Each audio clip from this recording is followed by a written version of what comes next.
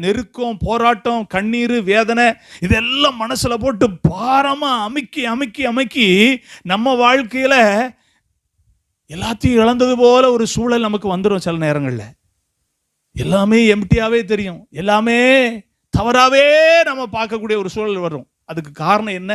உள்ள இருக்கிற பாரம். பாரம். ஆண்டவர் சொல்றாரு, உன் பாரத்தை இறக்கி வச்சிரு. கர்த்தர் மேல இறக்கி வைக்கணுமா? வைத்து விடு அப்படின்னு சொல்லிட்டு அப்படியே விடல. ஏன் வைக்கணும் அப்படின்னா, அவர் உன்னை ஆதரிப்பார். ஆமென் சொல்லுங்க. பாரங்களை எங்க வைக்கணும்னு தெரியாம இருக்கிற ஒரு கூட்டம் இன்னைக்கு இருக்கு. என் பாரத்தை எங்க இறக்கி வைக்கணும்னு தெரியல. லட்ச லட்சமா கோடி கோடியா செலவு பண்றாங்க. எங்கெல்லாமோ போய் பார்த்துட்டு வந்தா பாரம் இறங்கிருமான்னு நினைக்கிறாங்க. இறங்கல, இறக்கி வைக்க முடியல. புது புது பிரச்சனை